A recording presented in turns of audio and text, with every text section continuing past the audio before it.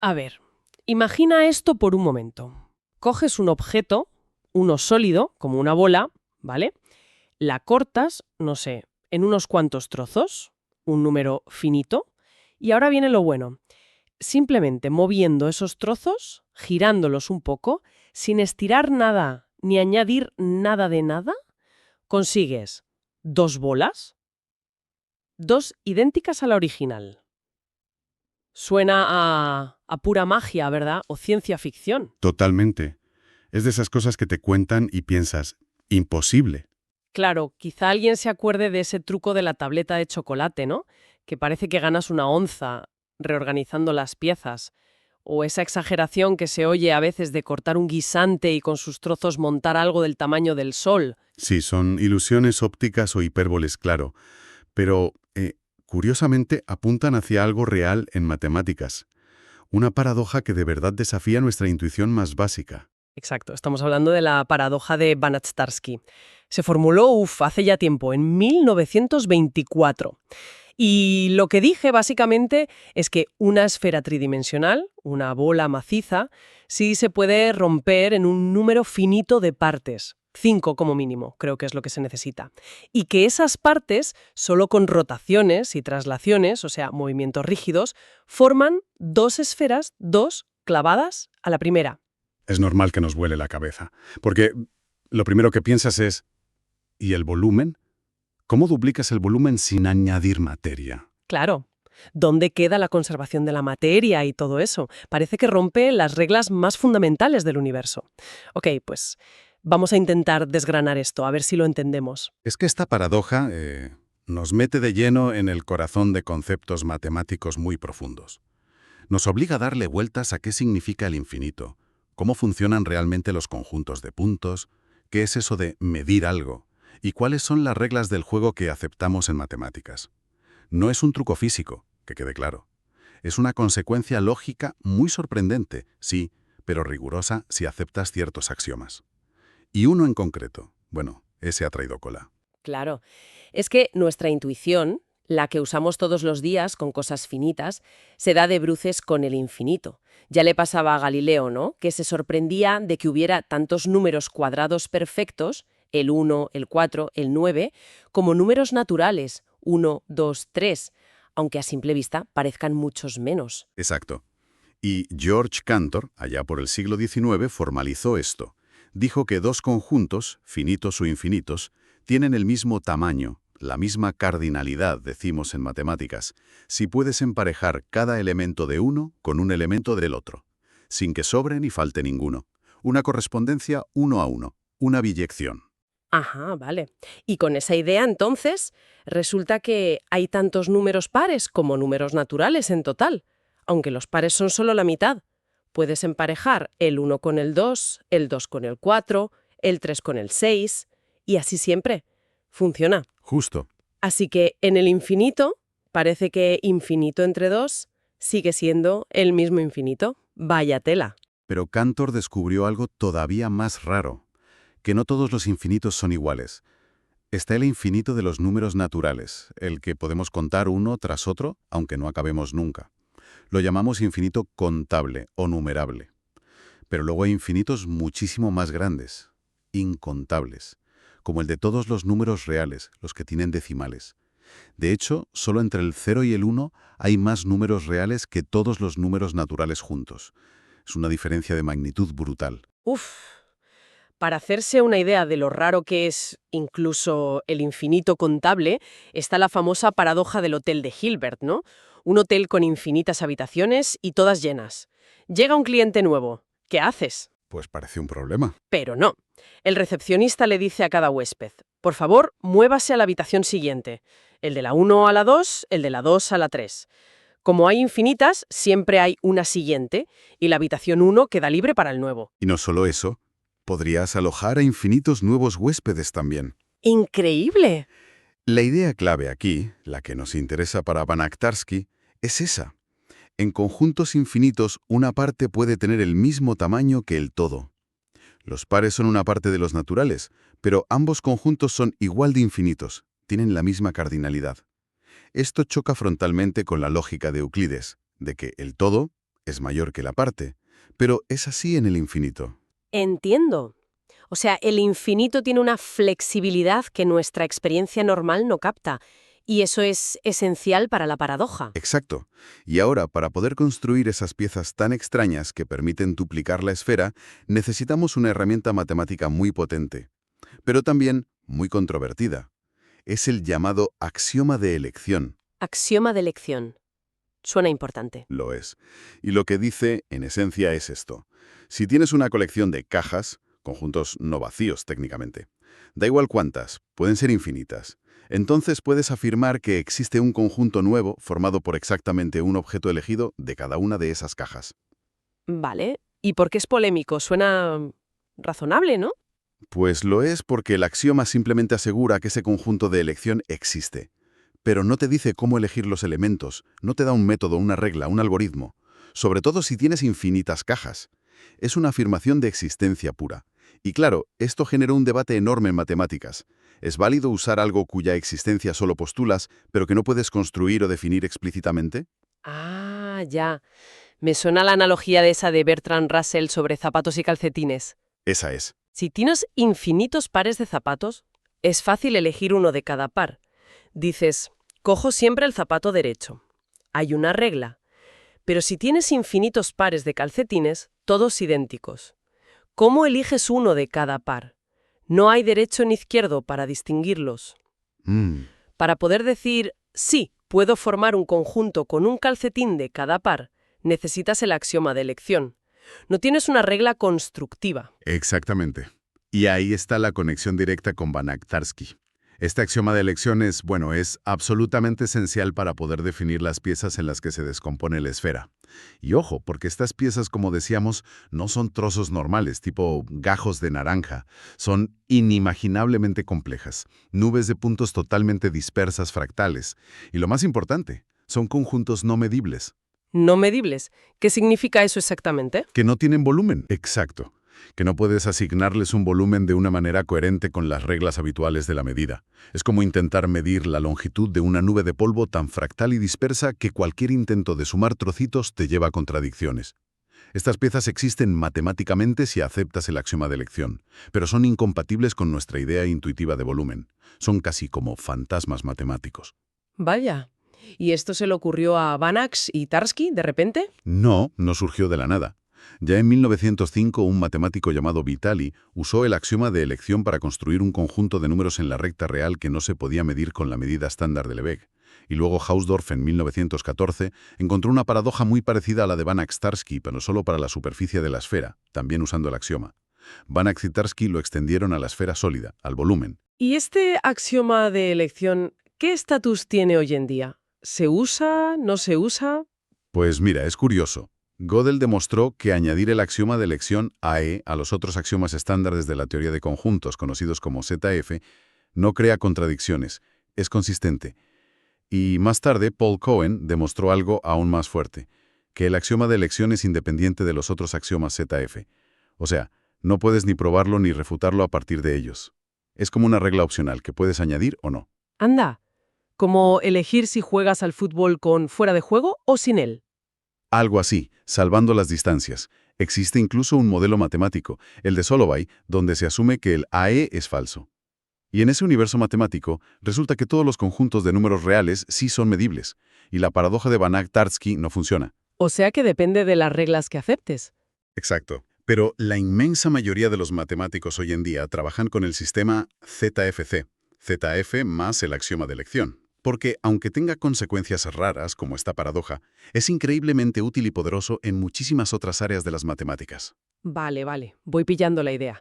El infinito es raro. Necesitamos esta herramienta un poco polémica, el axioma de elección, que nos permite definir unas piezas fantasma o sin volumen medible, pero sigo sin visualizar cómo ocurra la magia. O sea, cómo funciona la mecánica de la paradoja. ¿Cómo se duplica realmente? Aquí es donde la cosa se pone de verdad interesante, ¿no? Totalmente. Aquí entramos en el meollo. La clave no está tanto en la geometría que vemos, sino en la estructura abstracta de las rotaciones en el espacio tridimensional. Hay que buscar unas rotaciones muy específicas. Por ejemplo, imagina girar la esfera sobre un eje, y luego sobre otro eje perpendicular, pero por ángulos un poco raros, como uno cuyo coseno sea 13. Lo importante de estas rotaciones elegidas es que generan algo llamado un grupo libre. Grupo libre. Suena bastante abstracto, ¿sí? Lo es un poco, pero la idea intuitiva es esta. Imagina que tienes dos botones A y B que hacen esas rotaciones especiales. Cada vez que pulsas uno, giras la esfera. Puedes hacer secuencias largas. A, B inverso, que deshace B. Pues bien, que el grupo sea libre significa que la única forma de simplificar una secuencia es si pulsas un botón e inmediatamente después pulsas el que lo deshace. A seguido de A inverso se cancelan. No hay otros atajos. No hay relaciones ocultas tipo pulsar A 2 veces es lo mismo que pulsar B 3 veces. Ah, vale. Como si cada secuencia de giros fuera única, a menos que deshagas justo el último paso que diste. Justo. Ahora piensa en el conjunto de todas las secuencias posibles que puedes formar con A, B y sus inversos. Son infinitas secuencias. Lo asombroso, y este es el corazón abstracto de la paradoja, es que este conjunto infinito de secuencias se puede descomponer de forma paradójica. ¿Cómo? Puedes dividir todas las secuencias en unos pocos grupos. Por ejemplo, las que empiezan por A, las que empiezan por B, las que empiezan por A inverso, las que empiezan por B inverso y quizás la secuencia vacía.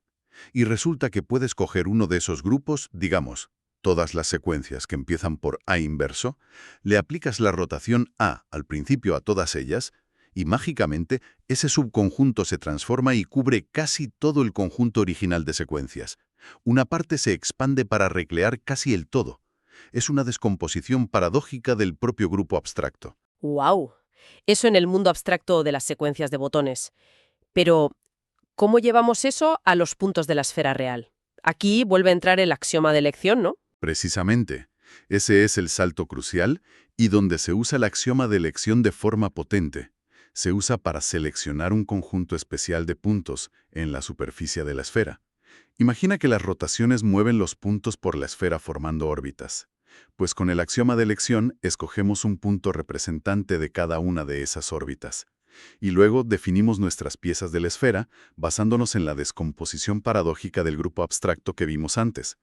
Un punto pertenecerá a la pieza A si llegas a él aplicando una secuencia que empieza por A su punto representante. Y lo mismo para las otras piezas, B, A inverso, B inverso. Y esas son las piezas porvorientas y no medibles. Exacto, esas son conjuntos de puntos totalmente dispersos, sin volumen definible. Y ahora viene el paso final. Cómo estas piezas se han construido siguiendo la lógica de la paradoja abstracta del grupo y usando el axioma de elección, cuando aplicas las rotaciones físicas correspondientes a estas piezas, por ejemplo, rotas físicamente la pieza A inverso usando la rotación física A, se recolocan en el espacio de tal manera que forman dos copias perfectas de la esfera original. Es la correspondencia entre la paradoja abstracta y la acción física sobre estos conjuntos tan raros. Increíble. Es contraintuitivo a más no poder. Pero, espera, una duda. ¿Qué pasa con los puntos que no se mueven con algunas rotaciones? ¿Los polos? ¿Los puntos que están justo en los ejes de giro? Muy buena pregunta. Esos son los puntos fijos. Resulta que el conjunto de todos los puntos fijos de las rotaciones especiales que usamos es un conjunto infinito, sí, pero pequeño, en el sentido de Cantor, es numerable.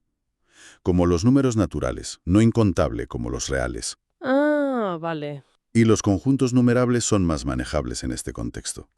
Lo que se hace, a grandes rasgos, es quitarlos temporalmente. Se aplica la duplicación paradójica al resto de la esfera, que ya no tiene esos puntos fijos molestos. Y luego, claro, tienes dos esferas nuevas, pero cada una con un número infinito numerable de agujeritos donde estaban los puntos fijos. Y tienes el montón original de puntos fijos que quitaste. ¿Y cómo se rellenan esos agujeros? Pues aquí se usa una astucia matemática que, de nuevo, recuerda un poco al Hotel de Hilbert.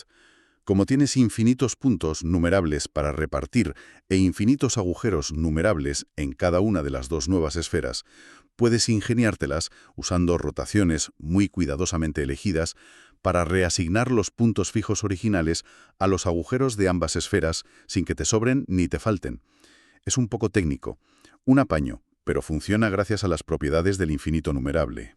O sea que hasta los puntos fijos se gestionan con trucos del infinito. Algo así. El punto central de la bola, si es maciza, también requiere un tratamiento especial parecido. Si conectamos esto con la visión general, La implicación más profunda de Banach-Tarski no es tanto sobre física o crear materia, sino sobre los límites de la propia idea de medida en matemáticas.